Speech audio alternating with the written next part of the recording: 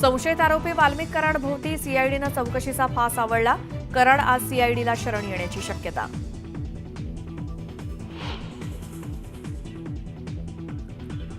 संतोष देशमुख हत्या प्रकरणातील फरार 4 आरोपींची बँक खाती गोठवली, तर अपहरणासाठी वापरलेल्या गाडीवरती आरोपीचे ठसे जुळल्याची माहिती.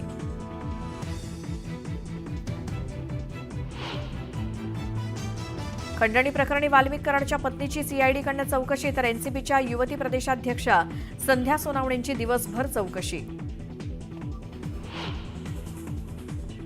अंजली दमानियांचे व्हॉइस मेसेजेस पोलिसांनी तपासले. 3 मृतदेह सापडल्याचा व्हॉइस मेसेजमधील दावा फोल, पोलिसांची माहिती.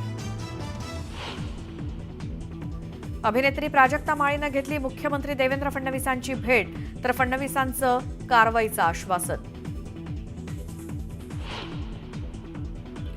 पदभार न स्वीकारता मंत्र्यांची विश्रांती. खातेवाटपानंतरही आशिष शेलार, दादा भुसे, योगेश कदमांसह 18 मंत्र्यांकडून पदाची सूत्र हाती घेण्यास विलंब.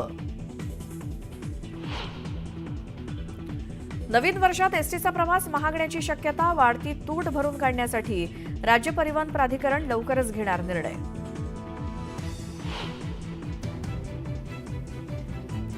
अंगणवाडी सेविकांचा मानधनाचा मार्ग मोकळा. भत्त्यापोटी 163 कोटींचा निधी उपलब्ध.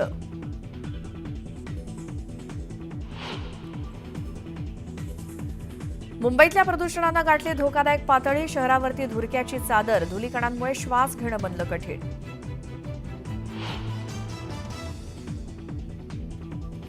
मुंबईतल्या दादरचं शिवाजी पार्क मैदान अखेर होणार धूळ मुक्त.